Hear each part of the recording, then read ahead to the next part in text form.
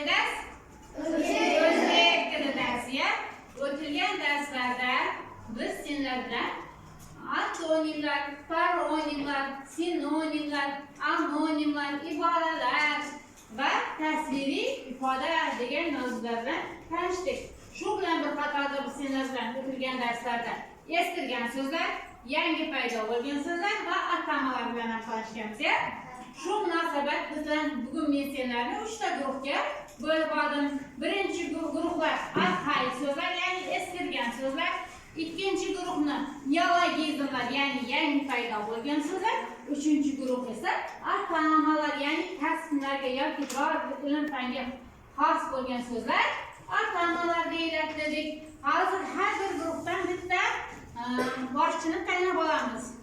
Arxaik so'zlarga nozimani boshliq tayinlaymiz. Gruppaning neologizmlarga nigorani boshliq tayinlaymiz va atamalarga esa sharosini boshliq tayinlaymiz. Endi har bir guruh o'zining guruhiga ismiga atiga nima beradi? Tafsir berib o'tadi. Arxaik so'zlar deganimiz nima, Nazima? Eskirgan so'zlar deganimiz nima? Eskirgan so'zlar deganimiz masalan bir narsaning eskib ketganini bildiradi. Yo'q. Boshqa guruhdan to'ldiradiganlar bormi? Eskirgan so'zlar deganimiz nima? Behruz. Eskirgan so'zlar deganimiz hozir paydolanmaydigan so'zlar. O so'zlarni burunda paydolangan. Masalan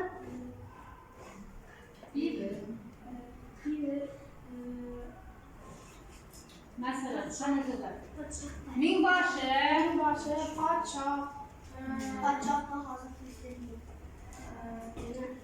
qo'lboshchi, juda yaxshi.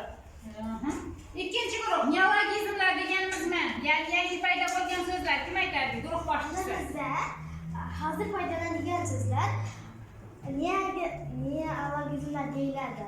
Ular Texnika rivojlanishi bilan texnika rivojlanishi bilan uni qo'llanadi. Misol telefon, kompyuter, televizor, internet. Bularning hammasi tilimizda yangidan paydo bo'lgan so'zlar. Atamalar deganimiz nima ekan? Kim aytadi? Atamalar. Sharas. Atamalar deganimiz endi O'zlaring guruhlarni Adina. Aytasan? Ayta bo'p. tasdiqlarga yoki biror bir fanga ayb bo'lgan so'zlar atamalar deyiladi. Молодец, juda yaxshi. Endi o'tilgan mavzular bilan sizlar bilan takrorlash uchun biz 5 qadam usuli bilan foydalanamiz. Har bir guruhdan bitta o'quvchidan chiqadi. Chiqqan o'quvchilarga boshqa qolgan bitta guruh o'zi savollarni qo'yar ekan. Birinchi guruhdan kim chiqadi ham? Kelsin.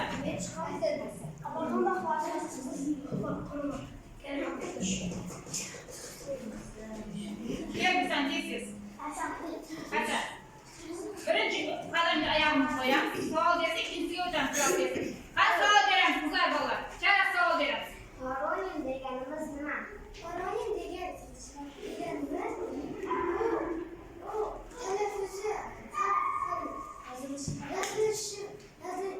yazilishi va lekin manasi har xil so'zlar paronim deyiladi. O'zi javob ketchasiz. Paronim deganimiz yozilishi birdan biroq boshqa ma'noni beradigan so'zlar. Ayrimlarimizni ya'ni o'rganadigan fan nima deylar ekan? Etnografiya fani deb aytilar ekan. Undan keyingisi antropologiya. Bu odamlarning qiyofatini suyak qoldiqlariga qarab o'rganadigan fan.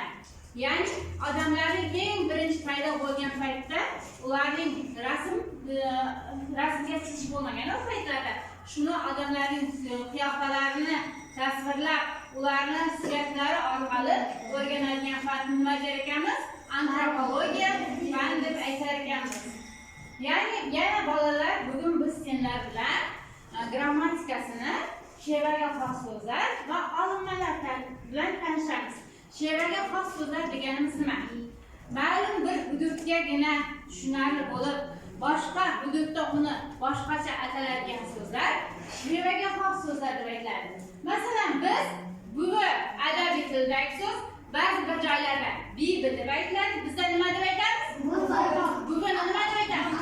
Opa deb aytamiz. Barcha ba'zi adabiy tilda go'dak, ba'zi bir joylarda barcha deb aytiladi. Biz nima deb aytamiz? Go'pa deb aytamiz biz. Kichkina chaqaloq nima deb aytamiz? Go'pa deb aytamiz. Adabiy tilda u esa nima deb aytiladi ekan?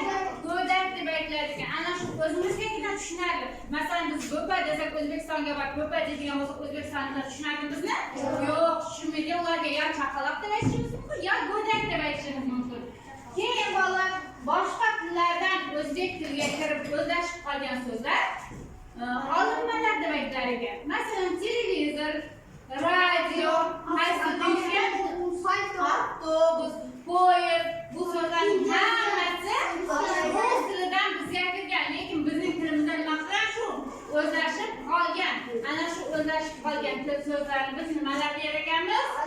Olinmalar deb aytar ekanmiz. Bugungi mavzumiz tushunarlimi bolalar? Hamma tushunib oldingmi? Menga savollar bormi? Yo'q bo'lsa daftarimizni ochib bugungi sanani qo'yamiz. 26-dekabr o'tmishni bilmoq ham hobi deymiz. Undan keyin 27-dekabr o'tmishni bilmoq ham hobi deymiz. Undan keyin 207-marshni audio shaklida tinglaymiz. Juda yaxshi, marshni yaxshi tushunyapsizmi qanday Behruz? Qozog'istonda chorvachilik rivojlangan ekan, ya. Juda yaxshi. Bu og'zaki mashq turida bajariladi. Endi bolalar keyingi mashqqa qaraymiz. 209-mashq. Berilgan she'rni o'qib, she'rga xos so'zlarni topar ekanmiz. Qani kim o'qiydi? Qani. Og'zaki o'qish chiqqan 209-mashq. Yuqorida erkak kelgan ko'choq yo'lda o'rgan oldi. Boyning suyi go'shtni yerlar, sut beradi har bisoti. Qashak bo'rishdan unga choping, nimadir ifoda toping. Bibichamlar nabirasi atrofida avvaladi.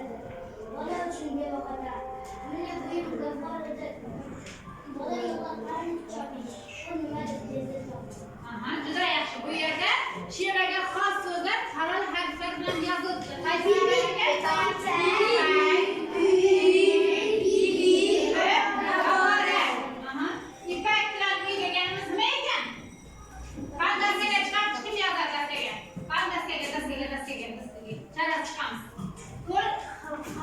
she'rga xos so'zlarni yozamiz faqat bo'ldi. 209-marsh. Yazamiz. İpek. Çarası asraktın yazsın. Bazı şey dokunmayın. İpek. Hamma başkalarının defterine yazalım sizde. İpek tüyü. Çizikçe koyamız. Manası neydi? Sigir degan ma'noni bildirar ekan. Boshqa shevada uni nima deb atalar ekan?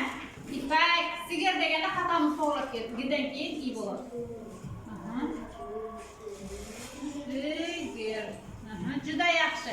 Keyingisiga chiqadiki, Marjana chiq.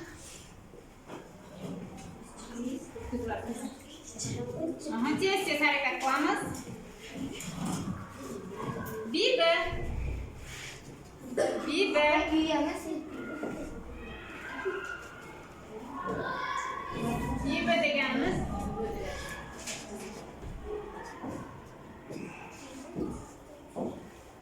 deganimiz qanday ma'noni anglatar ekan? Buvi deganni to'g'ri yozamiz Marjana. Buvi.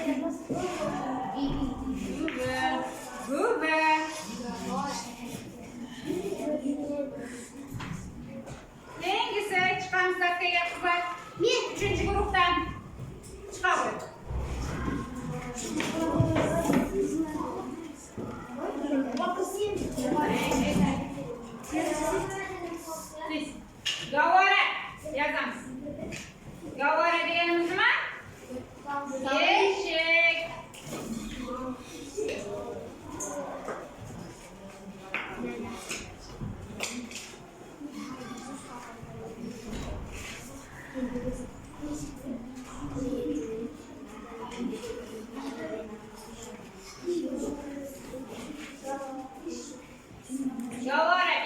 yaxshi.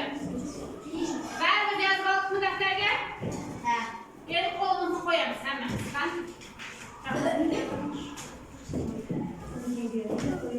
Har bir varaqqa men hozir sxemalarni tarqatib beraman.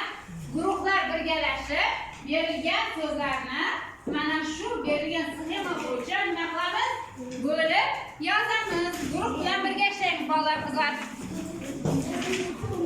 Shovqin qilmaymiz joy. Guruhlar bilan birga ishlaymiz. Berilgan so'zlarni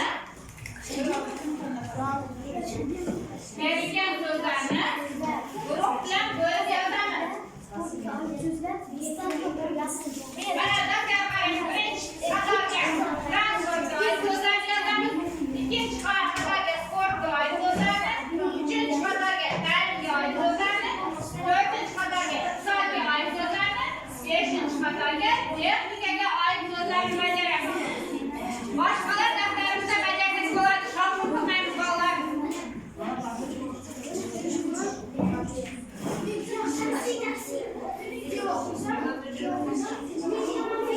Nazima, birinchi transportga oid so'zlarni o'qib chiqamiz. Nazima, transportga oid so'zlar.